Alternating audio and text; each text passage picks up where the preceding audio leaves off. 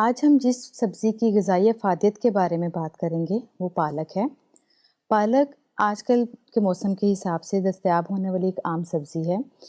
پالک کا آغاز سب سے پہلے ایران میں ہوا، پھر اس کے بعد اس کو چین میں کاشت کیا گیا اور پھر اس کو انگلستان میں کاشت کیا گیا، اور آج یہ اپنی غذائی افادیت کے حوالے سے دنیا بھر میں استعمال کی جانے والی عام سبزی ہے۔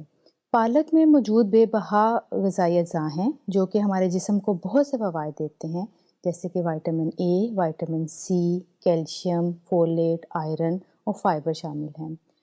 اگر 100 گرام پالک ہمارے پاس موجود ہو تو اس میں 6 گرام کاربوہائیڈریٹ ہمیں ملیں گے اور 3 گرام پروٹین ملے گی، اور اسی طرح سے اس میں 6 گرام فائبر ہوگا اور کیلریز اس کی 23 ہوں گی۔ یہ کم کیلری ڈائٹ ہے جو کہ ہمارے جسم کے لیے بہت مفید ہے۔ پالک میں موجود وائٹامن اے ہماری بینائی کے لیے بہت ضروری ہے، اسی طرح یہ ہماری قوت مدافعت کو بھی بڑھاتا ہے اور ہمیں توانائی دیتا ہے۔ یہ ہماری جلد کی صحت کے لیے بھی بہت ضروری ہے۔ پالک میں ایک اور اہم جز وائٹامن سی پایا جاتا ہے۔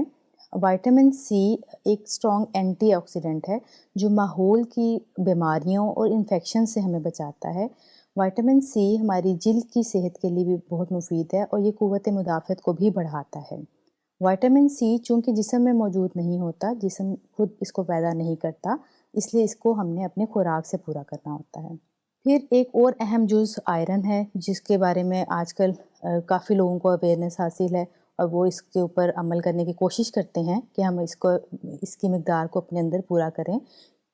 آئرن جو ہے وہ ہمارے ریڈ بلڈ سیلز کو بڑھاتی ہے اور یہ ہمیں توانائی دیتی ہے۔ آئرن کا ایک اور بہت بڑا کام ہے جو ہم آکسیجن انہیل کرتے ہیں، اس کو جسم کے تمام حصوں تک پہنچانا آئرن کے کام ہے۔ کیلشیم جو کہ پالک میں بہت زیادہ موجود ہے وہ ہمارے جسم کے ہڈیوں کے لیے بہت ضروری ہے۔ یہ ہمارے قلبی صحت اور اعصابی نظام کے لیے بھی بہت مفید ہے۔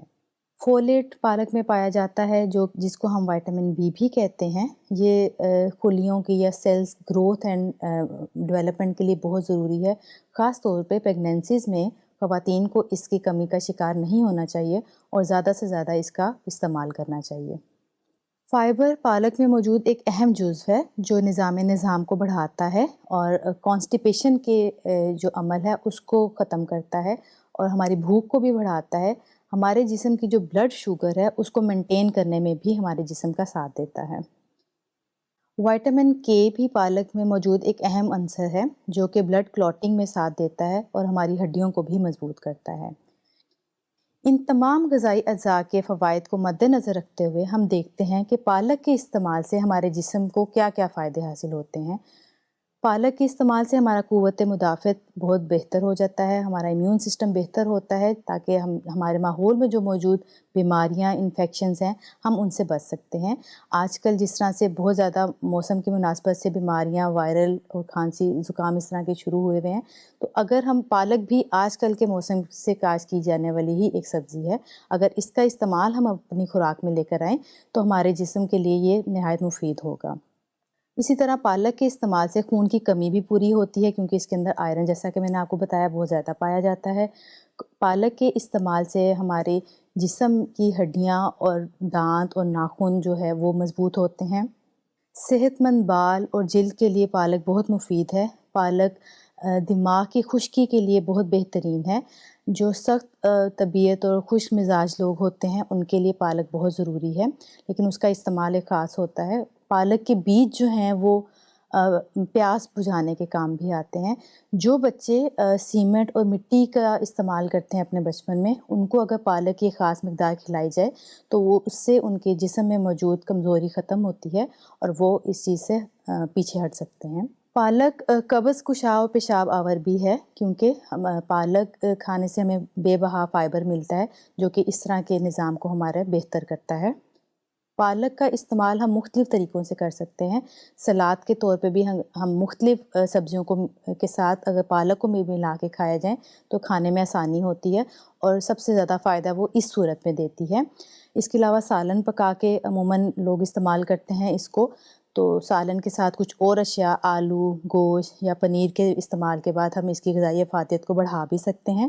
ایک بات مد نظر رکھنی ضروری ہے کہ پالک کو یا کسی بھی سبزی کو، خاص طور پہ جو سبز پتوں والی سبزیاں ہیں، ان کو پکاتے وقت بہت زیادہ نہ پکایا جائے یا بہت تیز آگ پہ اس کو نہ پکایا جائے۔ اس سے جو ابھی میں نے آپ کو بتایا اتنے زیادہ اس کے اندر غذائی اجزاء ہیں وہ سب خراب ہوتے ہیں، وہ ٹوٹ جاتے ہیں اور ان کی کمپوزیشن بدل جاتی ہے اور وہ ہمیں اس طرح سے فائدہ نہیں پہنچا پاتے۔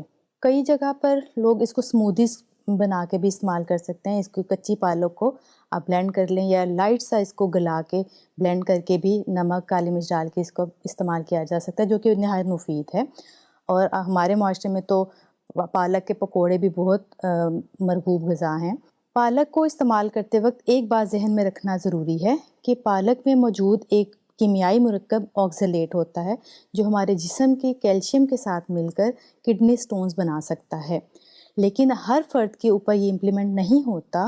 وہ لوگ جو کڈنی یا مثانے کے مسائل رکھتے ہوں یا کبھی اس طرح کی ہسٹری ان کی ہو، تو ان لوگوں کو پالک کا استعمال کسی حد تک کم کرنا چاہیے یا اپنے ڈاکٹر یا نیوٹریشنسٹ کی ہدایت کے مطابق کرنا چاہیے۔ جی تو ناظرین، یہ تھے پالک کے کچھ فوائد۔ انشاءاللہ اگلے کسی پروگرام میں کسی اور پھل یا سبزی کی افادیت کے بارے میں بات کریں گے۔